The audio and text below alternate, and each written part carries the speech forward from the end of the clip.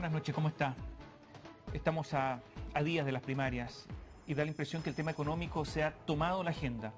No solamente la agenda de los candidatos en muchos aspectos, la reforma tributaria para financiar la educación, para financiar salud, sino también la agenda económica internacional. De China hay dudas en su crecimiento, el cobre bajando pero en forma estrepitosa para algunos. El crecimiento de Chile en duda, la tasa de interés del Banco Central que podría bajar, habría que relajar la cosa. Algunos dicen que ya no vamos a crecer como veníamos creciendo. En fin, mil cosas, mil dudas. De esto conversamos esta noche con José Gregorio, es presidente del Banco Central, actual profesor del Departamento de Economía de la Universidad de Chile. ¿Qué tal? Hola, buenas noches. ¿Desde qué lugar habla usted como expresidente del Banco Central? Uno siempre habla de un determinado lugar. ¿Como demócrata cristiano? ¿Como economista del MIT? ¿Desde qué lugar habla? Yo hablo como economista, como profesional, profesor universitario, académico, es como he tratado de hablar toda mi vida.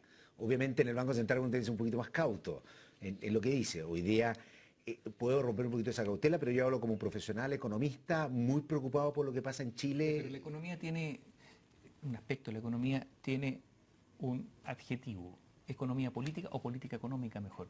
Y por lo tanto la política está plenamente vigente en la economía.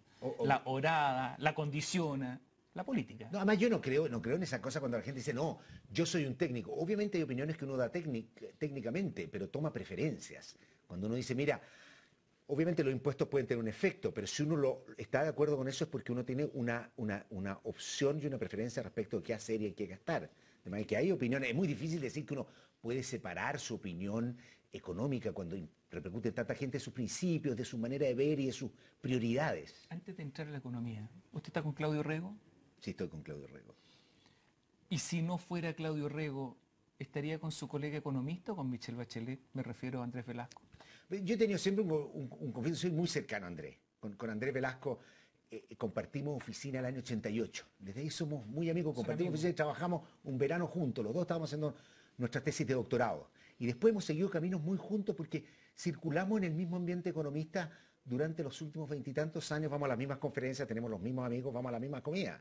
Y yo además creo que es una persona tremendamente capaz, que es una persona que tiene muy buena idea, que hay que escucharlo, pero yo creo, y eso es lo que, digamos, me hace estar con Claudio Rego, que además es un excelente candidato, estar con Claudio Rego, porque yo creo que hay que fortalecer los partidos políticos. Estas cosas así, como idea política y destructora a veces de los partidos políticos, lo que nos lleva es al populismo, es a la falta de ordenarnos, con todo el desprestigio de los partidos hoy día. Harto, ¿eh? Bastante. No fueron capaces ni de hacer primarias, primarias parlamentarias. Sí. Las reclamaron, imploraron, pequeños monopolios que uno tiene que hacer los que compitan más. Sí. Sí. Hay que hacer lo que compitan más y tenemos que hacerlo más transparente frente a la sociedad y así es como vamos mejorando las instituciones. Vamos a la economía. Vamos a la economía. Cae el precio del cobre. Algunos dicen que vivimos del cobre. Otros dicen que no vivimos tanto porque gracias al cobre se acumuló plata. Y usted dijo no colgamos de un hilo del cobre, de un hilo. ¿Colgamos de una cuerda del cobre? Mira, déjame darte el ejemplo que yo siempre doy, que es, obviamente no es una gran teoría lo que voy a decir, pero Chile tuvo el peor precio del cobre desde la Gran Depresión en 3 años seguidos, entre el 2000 y el 2002. El peor cobre desde la Gran Depresión, el peor precio. Yo me acuerdo además porque era ministro de Minería. Siempre aclaro que yo no era responsable del precio, era responsable de otras cosas. Y Chile no colapsó como colapsaba antes, solo creció un 3%. Malo, obviamente no hay progreso, pero creció. Y después tuvimos récord de precio del cobre, récord en los últimos años. No habíamos tenido precio del cobre tantos años, salvo la caída fuerte del 2009. Y no crecimos al 10% como pasaba con estas economías que bailan con el precio del cobre. Crecimos al 6%. Los 4 años previos del boom del cobre, justo antes de la crisis, hasta entre el 2004 y el 2007, crecimos un promedio al 6%. Es decir, nuestra economía hoy día sigue dependiendo del cobre. Este es un problema de tiempo. Porque si el precio del cobre baja y baja por un periodo enormemente largo, bueno, el asunto empieza a estrecharse, ¿no? Empieza a estrecharse, el tipo de cambio se va a depreciar, vamos a ser un país relativamente más pobre y los recursos se van a mover. La pregunta es, ¿cuál es el límite mínimo para que el asunto se ponga rosado o rojo? Es que es muy complicado hacer un límite mínimo por una razón. Tuvimos nosotros precio del cobre de 70, 80 centavos a principios de los 2000, pero con un petróleo a 10, 12 Por dólares. eso digo, Entonces, ahora, en las condiciones actuales. hoy día estamos hablando con un cobre ya a niveles de 2 dólares, ya estaríamos con bastante problemas Pero de los algunas costos divisiones de medio. Codelco... Estarían en pérdida, perdón, con 2 dólares estarían en pérdida. en pérdida, casi todas. Sí. O sea, Codelco pierde plata. No sé si, no sé los números, si a 2 va a perder. A ver, Salvador está en 4, Chuquicamata el año pasado perdió plata. Pérdida, sí.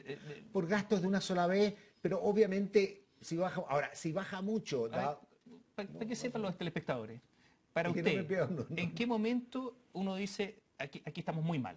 ¿Con qué precio el cobre? Mira, yo creo que con cualquier precio del cobre, nuestro país, Codelco puede tener muchos problemas, pero nuestro país tiene ahorrado, no es un país deudor, puede endeudarse, nuestro tipo de cambio flota y tenemos pleno acceso a los mercados financieros para poder ajustar. A veces los mercados financieros se cierran, los mercados se van, las inversiones se van a otros mercados, O sea, se están yendo de los emergentes, de hecho, en estos momentos.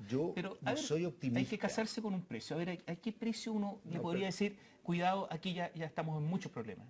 ¿Qué precio? No, yo creo que un precio que genere pérdida de Codelco, si estamos de acuerdo que en 2 dólares el año pasado Codelco tuvo, el aporte del Estado de Codelco fue muy bajo. Si no hubiese sido por la venta a Anglo, que fueron 3.000 y tantos millones de dólares, el resto fueron 800 y tantos millones de dólares. No, efectivamente. O sea, fue muy bajo. Hemos tenido un problema, pero también lo que pasa es que también tú tienes que pensar que Codelco y la minería del cobre no puede estar bajo el agua durante un tiempo prolongado porque así no se produce. Entonces, tiene un límite y ese límite, yo digo, nos va a llevar a que probablemente se nos estreche la situación fiscal, a que genere esos ciertos problemas de menor crecimiento, pero yo soy muy confiado que tenemos los instrumentos que no teníamos hace 10, 15 años. El gobierno del presidente Sebastián Piñera se comprometió a terminar su gobierno con un déficit estructural de un 1%. No lo va a alcanzar, parece. No va a poder cumplir esa promesa, principalmente debido al menor aporte justamente del cobre durante este año. No, el cobre no debería tener problema porque el déficit estructural se mide con un precio fijo. Entonces, sí, él puede tener un déficit efectivo mayor si el cobre no lo ayuda, pero el déficit estructural, mira, la meta es 1% de déficit. Yo espero que la cumplan, pero lo importante es que Chile no puede quedarse con esa meta. Chile tiene que hacer un esfuerzo fiscal para llegar a balance. Y ese solo ajuste requiere 2.500 millones de dólares. Bueno, pero parece que este año no lo dicen que no lo logra. Lo he escuchado economistas de gobierno. O sea, es probable y la verdad que incluso el 1% de déficit, más allá de las justificaciones que pueda tener, no es un valor que nosotros podamos tener de manera permanente. Nosotros tenemos que hacer un esfuerzo para llegar al balance estructural, que lo perdimos obviamente en la crisis porque hubo que hacer una expansión fiscal importante y afortunadamente eso fue uno de los factores que contribuyó a que tuviéramos una salida rápida, pero por otra parte también tenemos que ajustarnos a tener una situación relativamente equilibrada. A propósito de ese déficit, hubo un lío con las cifras y finalmente una comisión de expertos llegó a que había sido de un 3%, pero se había dicho en un comienzo que era menor. Sí, hay una discusión y que es técnica, que es si uno tiene que o no tiene que incorporar los ajustes tributarios, por ejemplo.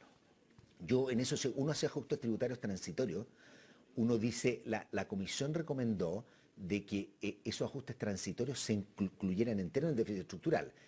En la práctica, si es transitorio, no tiene por qué incluirse en el déficit estructural, pero son prácticamente una cosa como de criterios. Y la verdad que yo yo en general no ando peleando por ese tema de esa cifra. Me interesa ver la salud futura de la economía y la salud actual. ¿Le gusta la reforma tributaria, el cambio tributario de Michelle Bachelet, que propone Michelle Bachelet? Mira,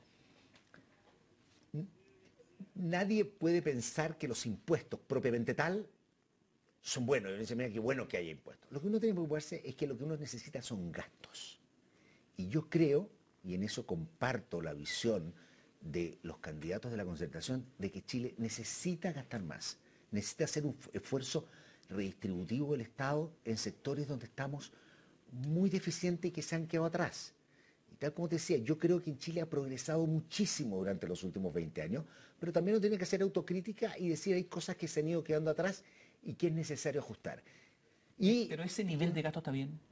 Los 8.200, ¿está bien? El número exacto, mira, yo creo hay que ver el detalle. Si a mí me dicen, hay 2.000 millones de dólares porque le van a pagar al quintil de más alto ingreso la universidad para que sea gratuita, yo preferiría que nos ahorráramos eso. Eso es lo que está diciendo Michelle Bachelet. Pero lo que importante que yo creo, sí, pero es todo un tema de gradualidad en 6 años.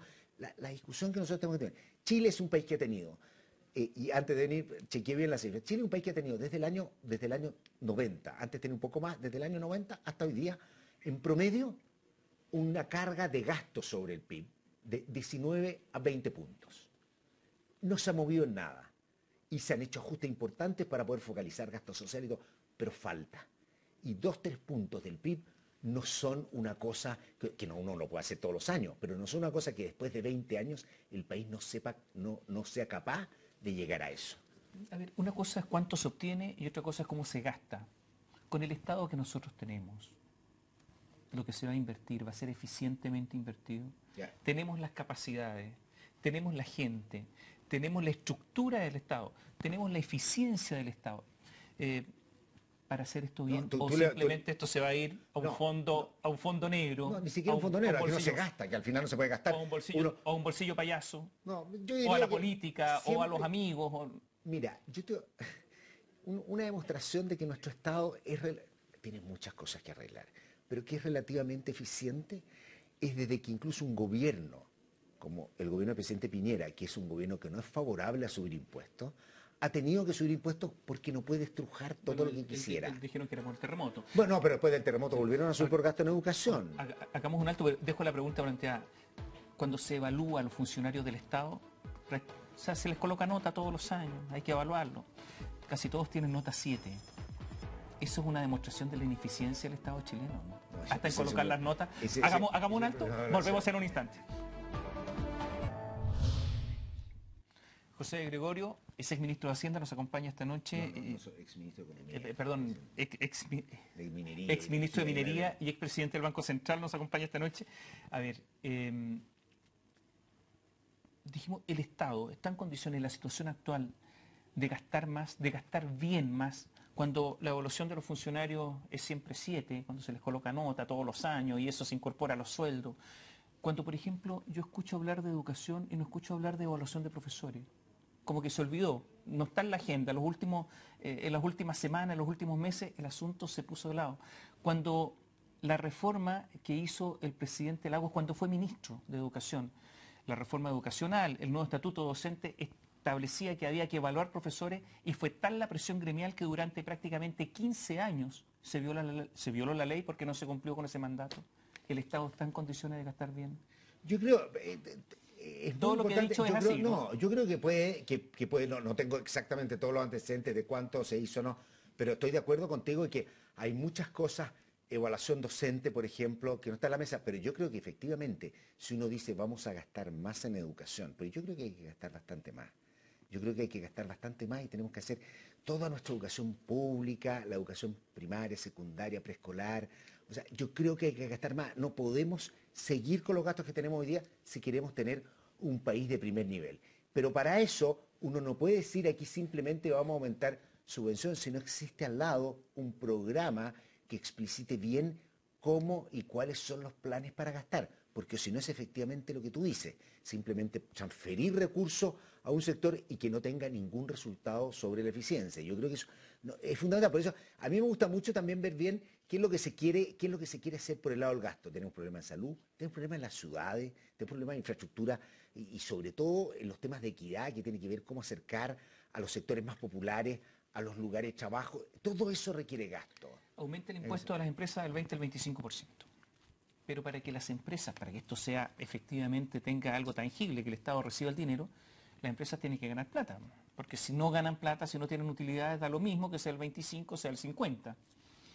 ¿En cuánto tiene que crecer el país para que las empresas sean rentables y esto realmente signifique un ingreso para el Estado? No, yo creo que el país igual va a haber, igual hay con crecimiento, igual hay utilidades, hay menos. No, pero yo creo que... La pregunta es la siguiente, no estoy preguntando si esto va a disminuir el crecimiento. Siempre hay utilidades, incluso cuando la economía no crece, hay empresas... Cuando la economía está en crisis, las empresas entran también en crisis. Y por lo tanto el rendimiento tributario, todos lo sabemos, mucho menor. Efectivamente. Para que se produzcan los 8.200 millones de dólares, con este 20 al 25%, ¿cuál es el nivel de crecimiento que tiene que tener el país? Yo creo estos números no los he calculado yo. Pero yo estimo que estos números son calculados con la historia de los últimos 4 o 5 años, donde si tenemos año de crisis tenemos crecimiento de 4%, 5%, yo creo que es totalmente factible. O sea que si el país crece menos del 4, vamos a tener menos. Hay menos rendimiento tributario, no llegamos a los 8.200. Es que los 8.000 son encima del rendimiento estándar. El rendimiento es más o menos así. Por cada punto que sube el producto, sube poco más de un 1% la recaudación. Esa parte es un poco elástica y obviamente va dependiendo del ciclo, y mientras más crece la economía, mejor es desde el punto de vista fiscal. Tiene otros problemas si nos pasamos de largo. Pero obviamente lo que uno necesita es que sea una economía que crezca, donde haya utilidades, donde pueda seguir habiendo inversión, y por eso hay que hacer un proyecto relativamente razonable, que no es gratis y que tiene costos.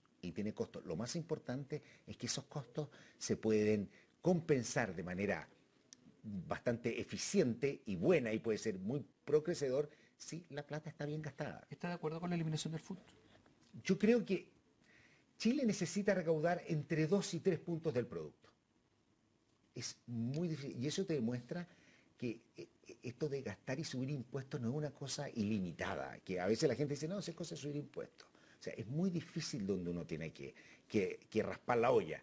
Ahora, el FUT es una medida y es un cambio importante, y tal vez uno de los cambios más importantes. Yo creo que si está bien hecho, no debería tener efectos muy dramáticos. Sí se puede compensar con cosas más eficientes, que en vez de el FUT es una cosa que básicamente incentiva el ahorro corporativo en la empresa.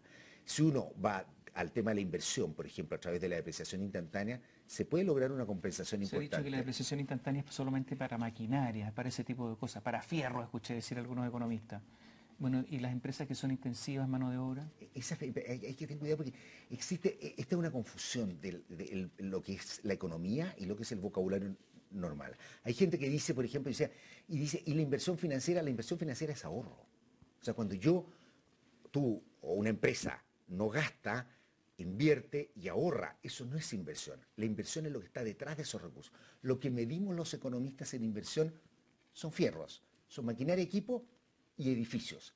Eso es la inversión, son bienes que nosotros dejamos para producir en el futuro. De manera que es un error decir, bueno, efectivamente hay bienes que son intangibles y que uno los gasta. De manera que si yo, por ejemplo, parte de mi inversión es una inversión en atender a mis clientes, y la atención a mis clientes, yo realizo actividades de promoción, esas van a ir a gastos, ya están fuera las utilidades. Entonces, lo que uno puede decir hay intangible, o tal vez hay...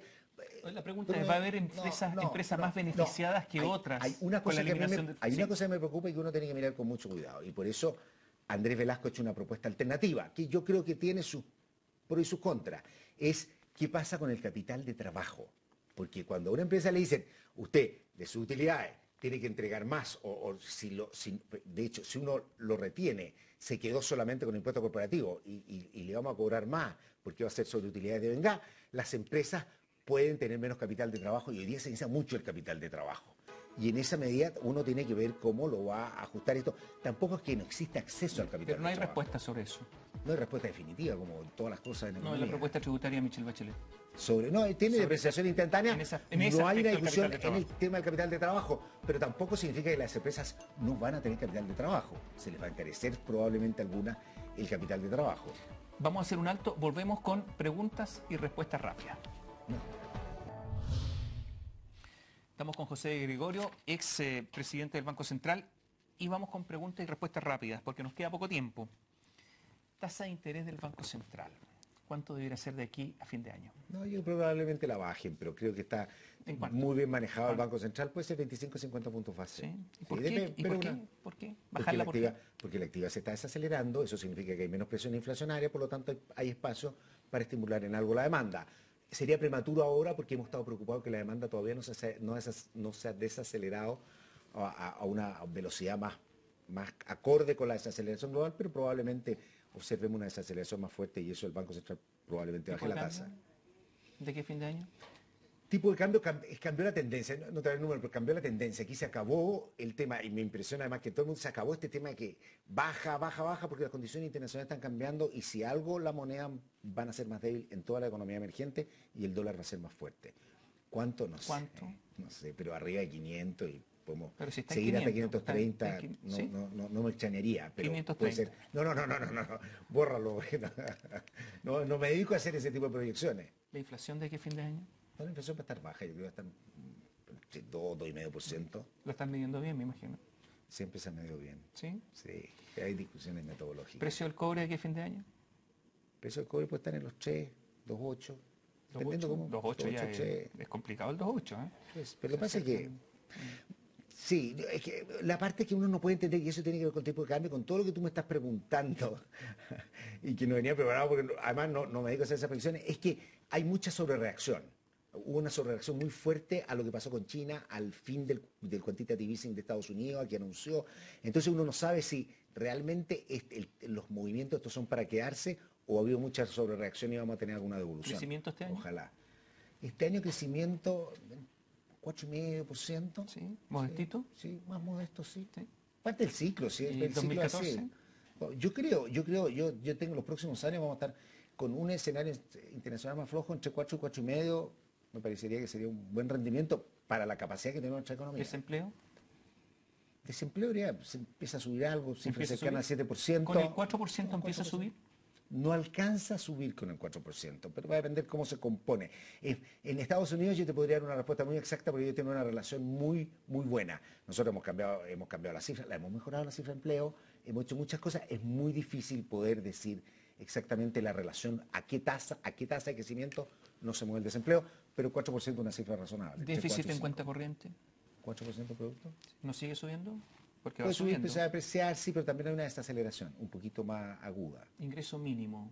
¿Cuánto soporta la economía? Es cada vez menos.